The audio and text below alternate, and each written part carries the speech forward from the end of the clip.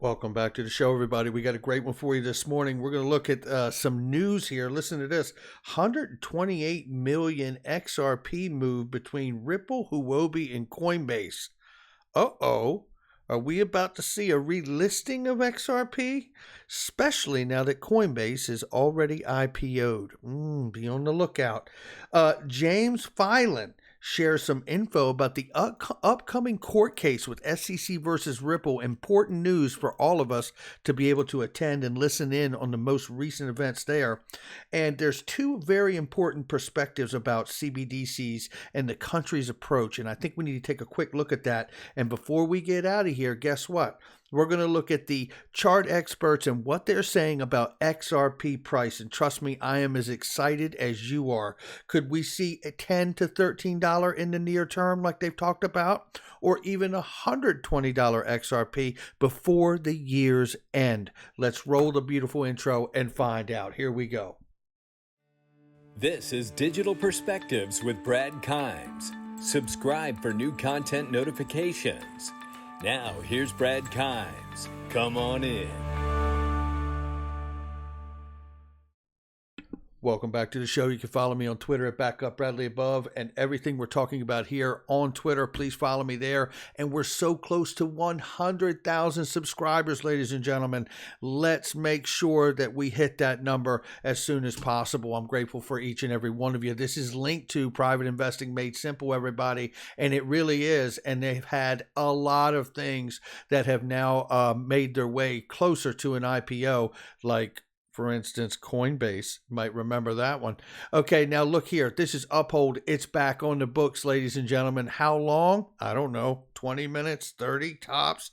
This doesn't last long. And yes, you have to be an accredited investor, but don't let it stop you. If you don't meet the requirements to be an accredited investor, you can simply contact them, join their page, register with them, and ask them for the exam FX.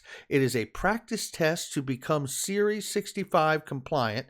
And once you get that certification, you don't need to meet the criteria anymore. There's no longer any excuses for you not to participate in the private equity market. Make sure you check it out. They are a wonderful group of people. Okay, let's get into the news this morning. $2 trillion plus for the cryptocurrency market cap. Very quickly here, let's just look at it. $55,423.81 for Bitcoin, $2,356.64 for Ethereum, and XRP coming in at the number 4 spot due to intimidation tactics and the dereliction of duty by the SEC. We are $1.35 for XRP this morning. We're up 3.28%, and we are off by 27.54% on the 7-day. Let's look at the range. That is very important here. 135 is where the price is, and we are looking at a $1.28 range to a $1.45. And before this is over, we're going to take a look at what the chart experts are telling us about watching these support levels in the range and what it may mean for us if we stay above them, about possibly reaching a $10 to $13 XRP and possibly $120 XRP before year's end, before we get out of here. Let's go ahead and get started. So we see that Ripple, Huobi, Coinbase shift 128 million, while the coin sits at $1.37. Well, this is interesting because you start wondering to yourself, Coinbase isn't offering it to U.S. retail, right? So this is interesting. You know, I start saying to myself, wow, are we about to see a relist happen across these exchanges for U.S. residents? This gets interesting, folks. Keep your head on a swivel. This is crypto. You never know. James Filan expects that it is highly possible for the court to prohibit the SEC to use the Memorandum of Understandings to obtain information about Ripple from its foreign partners and foreign regulators, and to hand all of the findings made in this manner over to Ripple. Well, let's take a look at this really quickly here, because another discovery conference for Ripple and the SEC has been set, and I believe we will have the opportunity to participate and at least listen in, right? So here we go. It says it will take place on April 30th via telephone. So it's going to be a telephonic call, and it will concern the SEC trying to establish contacts with foreign regulators that are dealing with Ripple in other countries. The agency has been making MOUs, Memorandum of Understandings, with regulators regarding the additional data or documents regarding Ripple Ripple that may be relevant to the lawsuit. It says that it's reported that the SEC has been trying to ink similar MOUs with Ripple's foreign partners. James Byland has tweeted that members of the public may join the upcoming conference as a passive listener. They can even accommodate 4,000 callers, which is very new. It was not that high before. He reminded the community that any unauthorized attempts to record the conference or live stream it on YouTube or any other platforms will be investigated, may be subject to criminal sanctions. So make sure if you listen in, you do not, and I repeat, do not record that. It says here, 1 of 4, it gives the information, and this is a chance for you right now to get that information. Here it is right here, April 30th, 10 a.m. Eastern Time. And it says here is the number for dialing and entering the access code followed by the pound sign. This public line will accommodate 4,000 callers. The public is reminded that both recording and rebroadcasting, YouTube streaming, Twitch streams, audio only of any kind is strictly prohibited, and anyone found making unauthorized recordings and rebroadcasts will be investigated, may be subject to criminal sanctions, and that is something you don't want to be a part of. So make sure you very carefully listen in on that. So this is Discovery Conference regarding the SEC contacting foreign regulators and seeking discovery outside the rules of federal procedure and the Hague Convention. So this is going to be probably a pretty fiery exchange on April 30th. Mark that on your calendar, and that could be some fundamental movement out of that could potentially free up this case to get us a little further than we have been to date, because I believe they really need to get this thing settled in order to let Ripple get back to business and to let SEC begin to rebuild their reputation. This is from Michael Val, 5 links, and says, one of the contributors to the Bank of England's preliminary CBDC research tells us why a digital pound is necessary in the United Kingdom. So we're changing gears here. This is touching on 2 very important perspectives of a launch of a central bank digital currency, or a CBDC, right? And one is the local approach, and that's where it talks about this here very quickly. It talks about the benefits of a central bank digital currency can help significantly in building financial inclusion. The overwhelming majority of citizens today have access to mobile devices. The potential benefits of access to state digital currency literally in the palm of one's hand is incredible. And it really is banking the unbanked, bringing everybody in and making the system all inclusive. Now, let's pull the idea of the other side of the coin here, pun intended. And let's take a look at Michael Val 5 links here and what they're talking about with the macro approach for a global strategy here. We know China has been really out front with the digital yuan, and they talk about the possibility of it displacing the US dollar as the global reserve currency. But this article is really pretty good because it touches on this. And look, I'm not going to read the whole thing to you. It's a very good article, and you should read it. It's on my Twitter. However, I am going to read this part to you because I believe it really ties in where we're going here. And the idea is that Morgan Stanley's chief economist and his colleagues entitled an April 19th report, Digital Disruption, the Inevitable Rise of Central Bank Digital Currencies. They observe, even though central banks will try not to disrupt the banks, central bank digital currency accounts will increase competition for customer deposits. Direct access to central banks will allow tech-enabled non-banks to offer payment services and digital wallets, capturing customer transaction data in the process. In combination with advances in AI, big tech will be able to use transaction data for credit assessment and cross-selling. In the most disruptive case, banks lose deposit base. Credit creation needs to be funded wholesale or by central bank.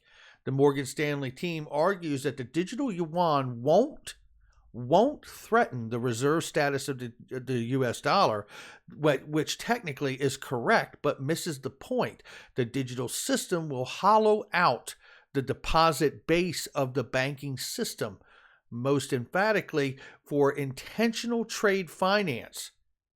Now, it says here, reserve currencies won't disappear, but they will become a vestigial of what they once were. So basically, they will become a much smaller part of what they used to be a larger part thereof.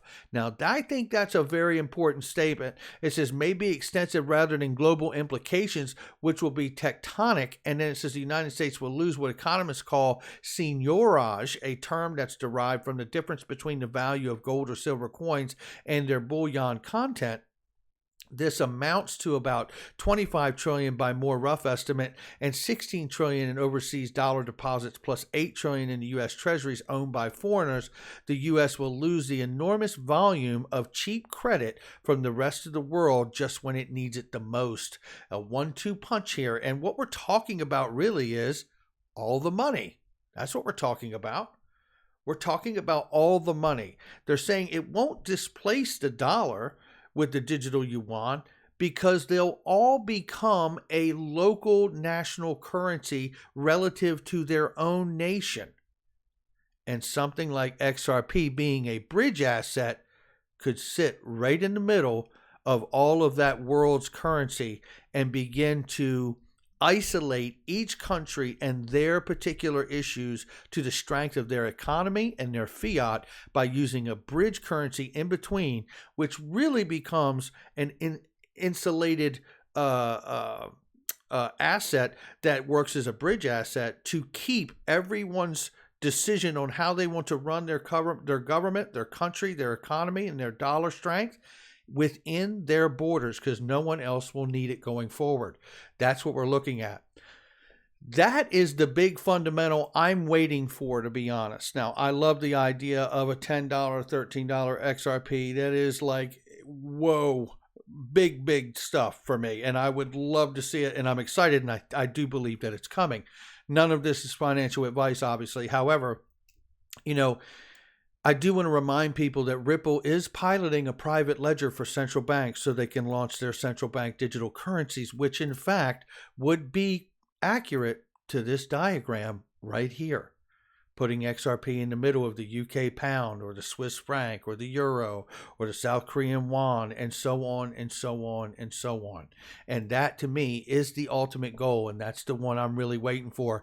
Now let's take a look at boots on the ground, what the chart experts are saying here. Shout out to Dark Defender, who has been amazing during this time of a lot of price action here. He says, hi there, XRP has followed our expected path. And by the way, this is from earlier this morning at about 3:20.